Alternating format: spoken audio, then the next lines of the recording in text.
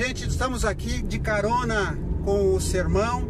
Estou aqui com o pastor Rodrigo, que trouxe a mensagem nesta manhã, as desigualdades da vida. Tivemos um culto muito alegre, muito agradável, boa música, um dia muito gostoso, um bom grupo apareceu, celebramos a ceia do Senhor. Parabéns. Mas tivemos aqui, então, uma palavra abençoada e sobre as desigualdades da vida.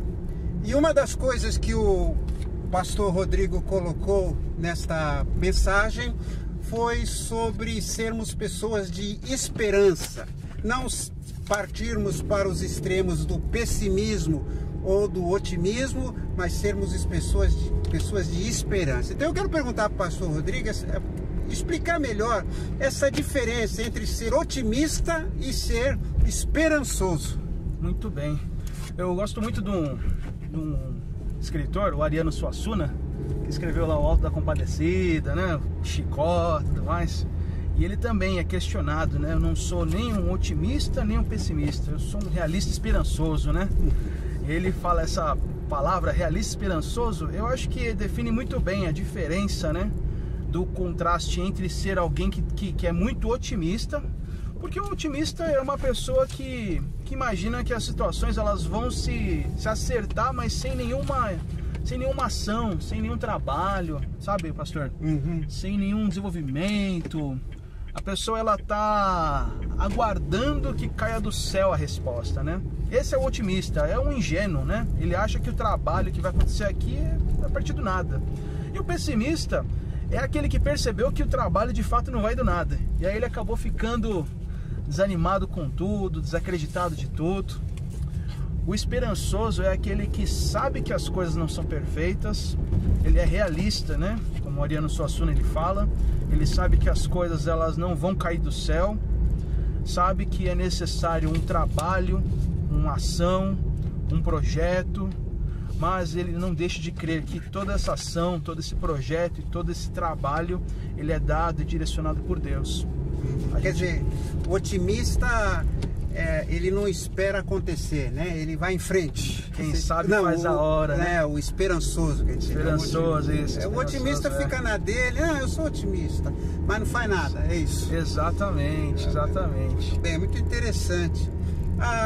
Eu gostei muito daquela sua frase que as crises passam, mas as pessoas fortes duram. Exatamente. Tempos difíceis passam e pessoas fortes duram. É a realidade que a gente observa nas histórias bíblicas, né? Pessoas realmente elas passam por tempos críticos, né? A gente vê que a história brasileira, a história da igreja, né? Desde Atos até no primeiro século com o apóstolo Pedro, o apóstolo Paulo, as igrejas do Apocalipse que a gente observa, são tempos difíceis, né? São tempos duros, né? Mas quem é de fato forte nesse momento permanece. Eu acredito que todos aqueles que têm no coração a certeza que Cristo ele é Senhor, que tem esperança e tem fé, que ele acaba realmente sendo de fato o rei que vai vencer no fim, permanece, porque sabe que a história ela não se encerra agora, né? E como a gente pode fazer para desenvolver essa esperança? O que você sugere? Bom, o primeiro passo que eu aconselharia que eles estão nos ouvindo é ter um coração de oração. Um coração que ora, é um coração que confia. E oração não é somente pedir, né? É agradecer, é confessar. É um coração que se comunica com Deus, que Ele é um Deus Pai, Ele é um Deus que reage, né? E quando a gente ora, é um primeiro passo. O segundo passo não é somente ter oração, mas também ter uma busca também ativa na palavra de Deus, né? Ler mais a Bíblia. Ler a Bíblia, além de ser saudável, porque você ouve, né, a palavra de Deus, você também é terapêutico, porque você se acalma e começa a perceber que na história daqueles personagens bíblicos, muitos deles venceram.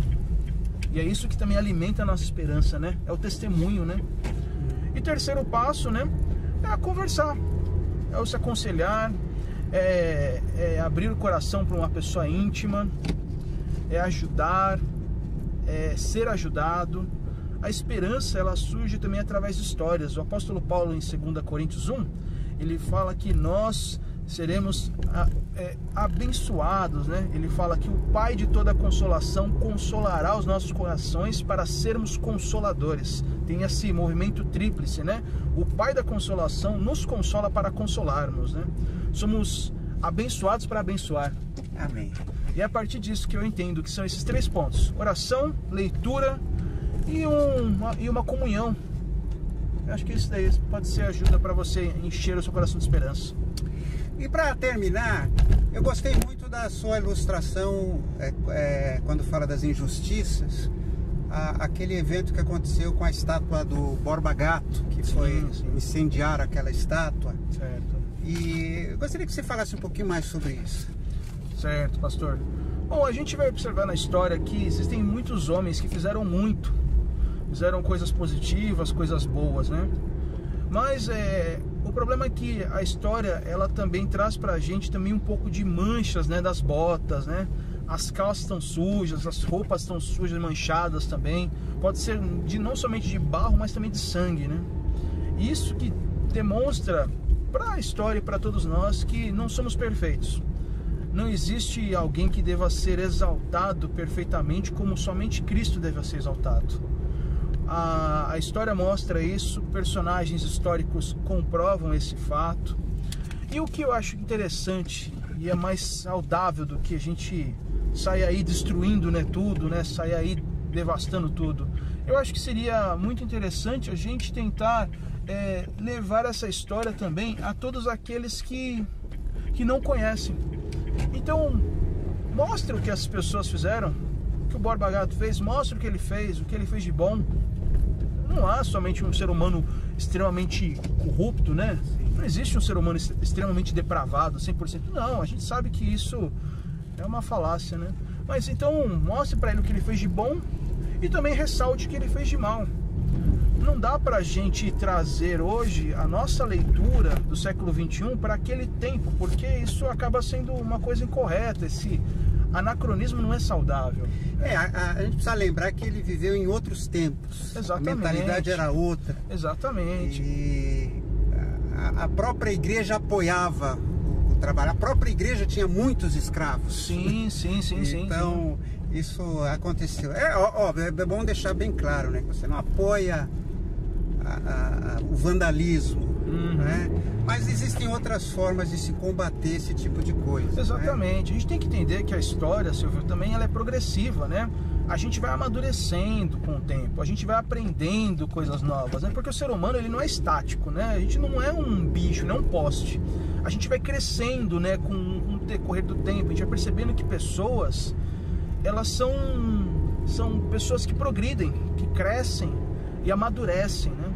Mas isso não significa que a gente deva apagar o nosso passado. A gente deve aprender com o passado e não cometer esses erros novamente, né? Com certeza. Esse fato, por exemplo, é um fato, assim, um marco histórico. A gente deve observar quais foram os pontos positivos ali analisados, que essa pessoa, por que ela teve uma estátua, né? Por mais injusta que ela tenha sido, é fato que ela desenvolveu algo positivo na história, né? Assim como todos nós. Mas também é necessário também refletir sobre os erros que ele ocasionou e não repetir isso, mas construir uma nova história a partir desses erros, né? Construir novos acertos, né? A partir daquelas questões que a gente observou e analisou. Muito bem.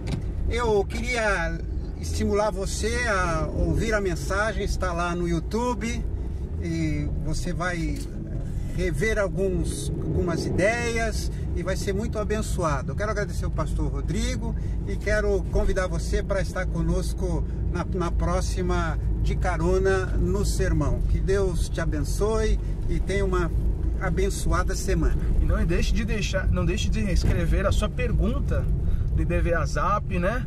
Qualquer comentário que seja sobre o sermão, sobre as mensagens, ou sobre esse mesmo De Carona no Sermão, estamos aí em inteira disposição para ler o seu comentário, para te dar um feedback, né? Mesmo que seja no privado, mas a gente está respondendo cada pergunta particularmente. Tem sido uma bênção, né, pastor? Sim. Muita gente está interagindo, né?